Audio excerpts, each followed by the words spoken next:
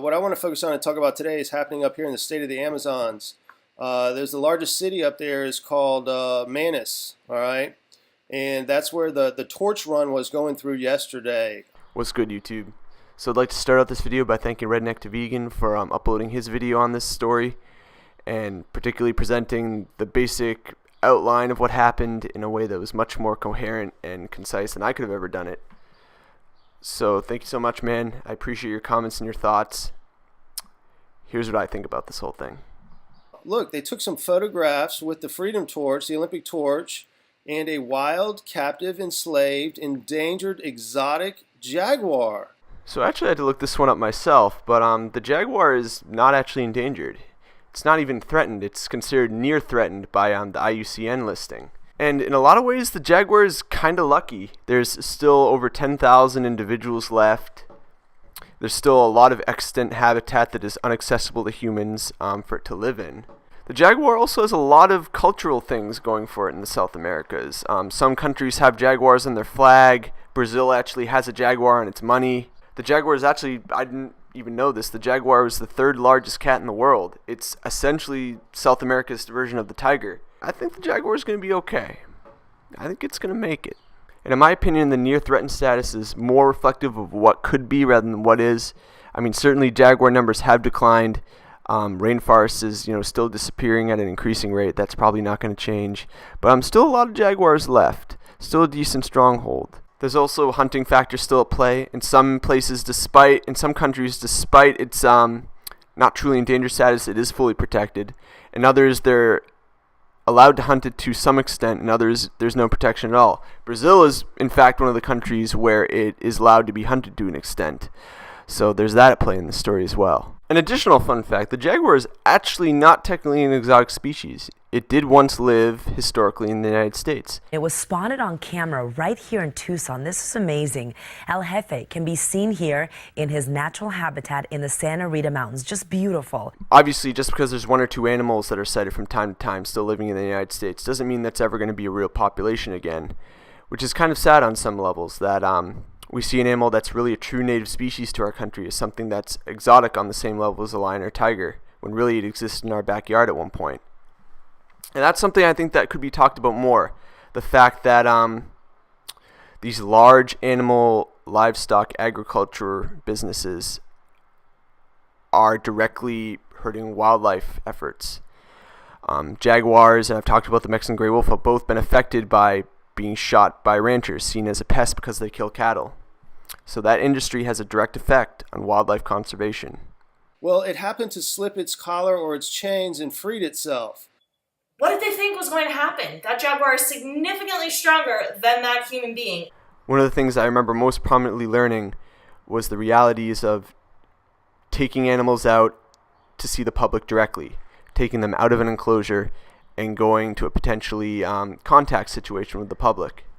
I remember at the zoo that I actually did it myself, we did them with pigs and a lot smaller animals.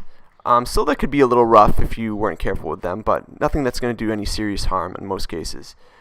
But I remember the cardinal rule was that you don't lose control of that animal. It's under your control at all times. That's not something that looks good, and that's not something that's safe. Work with that animal in the harness, get them used to it. You need to be used to how to handle them, the kind of things they do. So that's something that you put a lot of practice in. A lot of time, outside of just the interaction itself, making sure that that's going to go the way it should go. I remember at one of the zoos I was an intern at where I didn't do this directly, I remember that they actually had an ambassador cat, a cheetah, that they would actually take to school events. I remember they took it to like a NASCAR race once. But they, had put in a lot of time training that animal. It was an animal that was hand-raised by keepers, by humans, from when it was very young. I also remember that they had a dog that was kind of like bonded with that cheetah. I guess they raised them as a pair.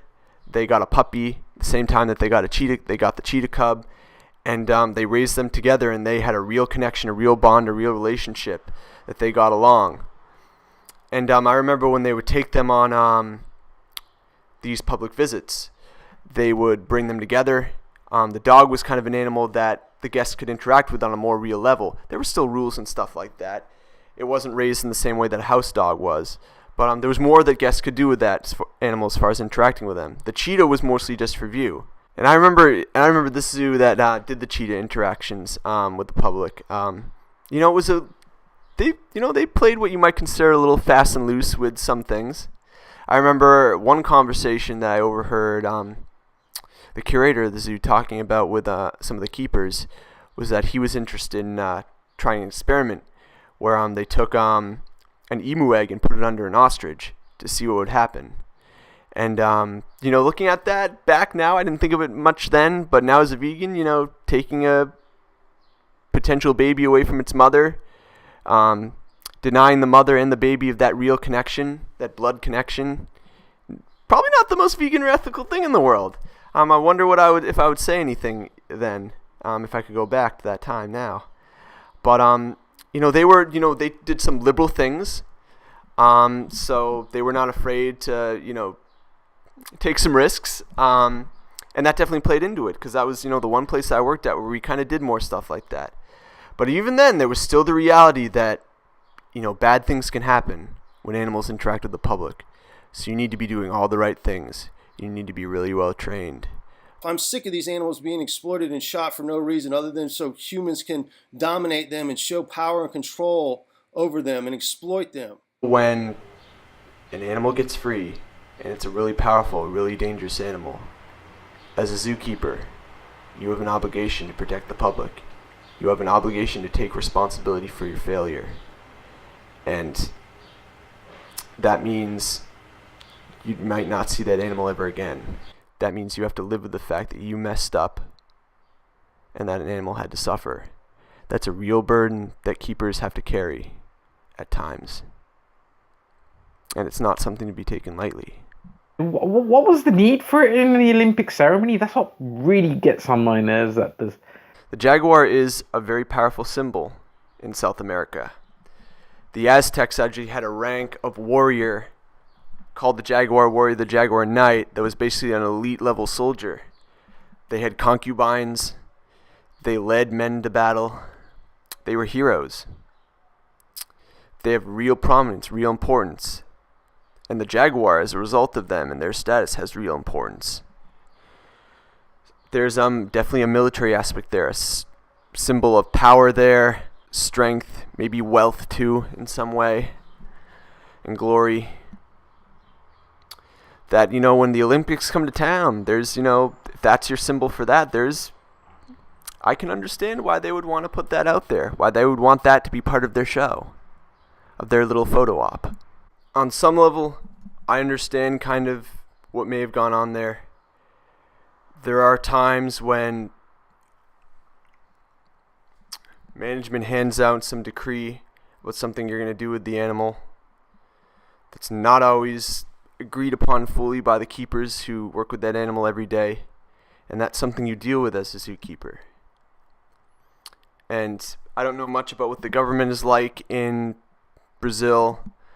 I have some thoughts on what zookeeping is like down there and what zoos are like that I'm going to talk about in the next video.